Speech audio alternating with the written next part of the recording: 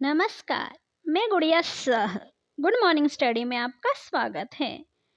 Supreme court के जज अभय ओका ने कहा, जनता को अदालती फैसलों की आलोचना का अधिकार। सुप्रीम कोर्ट के न्यायाधीश जस्टिस अभय एस ओका ने कहा कि देश के हर नागरिक को अदालती फैसलों की आलोचना का अधिकार है, लेकिन यह आलोचना रचनात्मक, बेहतर अध्ययन पर आधारित और पूरी जिम्मेदारी की भावना से की जानी चाहिए। उन्होंने न्यायपालिका के बारे में सोशल मीडिया पर शर्मिंदगी भरी सामग्री पोस्ट करने से बचने का आग्रह करते हुए कहा कि तथाकथित विशेषज्ञों को अदालत में कोई फैसला सुनाए जाने के कुछ ही घंटों में बहस शुरू करने की जल्दबाजी नहीं दिखानी चाहिए।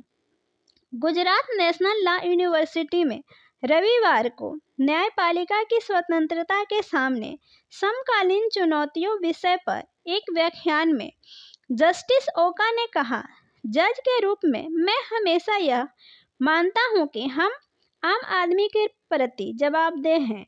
हर बार जब मैं छात्रों या वकीलों से संबोधित करता हूं, मैं यह कहता हूं कि भारत के हर नागरिक को अदालतों में सुनाए गए फैसलों की आलोचना का अधिकार है। हालांकि यह आलोचना सकारात्मक होनी चाहिए। कोई व्यक्ति अचानक से उठकर खड़ा हो और कहे, कोर्ट का फैसला गलत है और मैं इससे सहमत नहीं हूं, तो ऐसा नहीं हो सकता। यदि आप फैसले की आलोचना करना चाहते हैं, तो आपको यह बताना चाहिए कि हाँ, ये आधार हैं जिन पर जज ने गलती की है या जज ने जो ये बिंदु दर्ज किए हैं वह सुस्थापित कानूनों के उलट है। आलोचना को पूरी तरह अध्ययन पर आधारित होना चाहिए। पहले फैसला पढ़ें, तब बताएं जज ने कहाँ गलती की। सुप्रीम कोर्ट के जज ने कहा, यदि आप फैसले की आलोचना करना चाहते हैं तो आपको अधिकार है, लेकिन कृपया पहले फैसले को सावधानीपूर्वक पढ़ें और तब बताएं कि क्यों फैसला गलत है।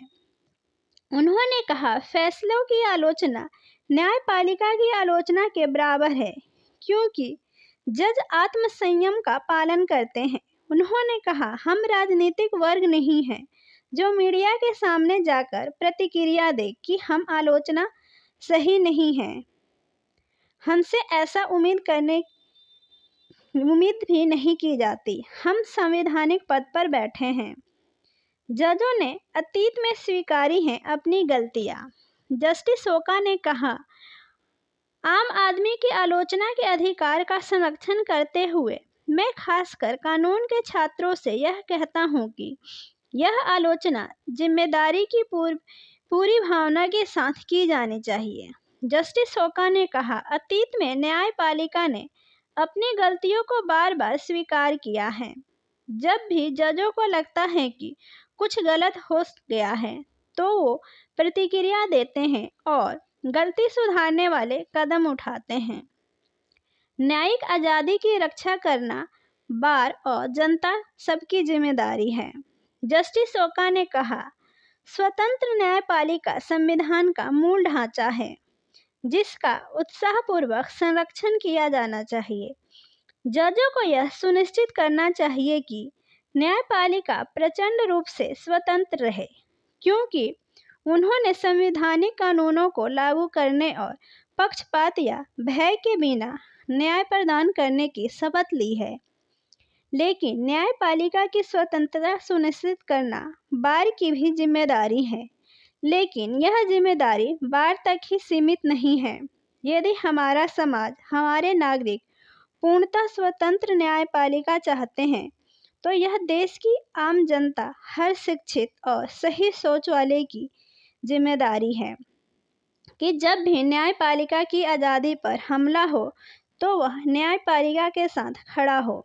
न्यायपालिका की आज़ादी में किसी भी दखलंदाजी का जवाब सिर्फ प्रचंड रूप से स्वतंत्र बार ही हो सकता है। बार के प्रतिरोध ने मुख्य न्यायाधीश को पद छोड़ने के लिए मजबूर किया। जस्टिस ओका ने अतीत में न्यायपालिका की आज़ादी पर हुए हमलों और उसमें बार के प्रति प्रतिरोध का जिक्र भी किया। उन्होंने कहा 1995 में बॉम्बे बार एसोसिएशन ने उस समय के बॉम्बे हाई कोर्ट के मुख्य न्यायाधीश को लेकर गंभीर चिंता जताई और इस बारे में प्रस्ताव पारित किया।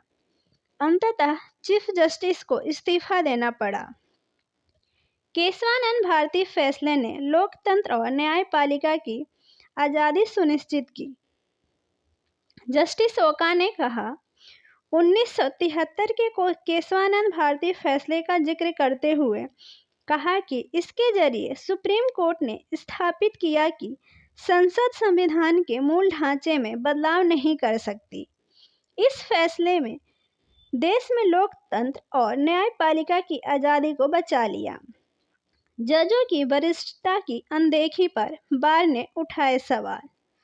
सुप्रीम कोर्ट के जज ने कहा जब भी सरकारों ने सुप्रीम कोर्ट में चीफ जस्टिस के पद पर नियुक्ति में वरिष्ठता की स्थापित परंपरा की अनदेखी करनी चाहिए तो जजों और बार एसोसिएशन ने इसका कड़ा विरोध किया।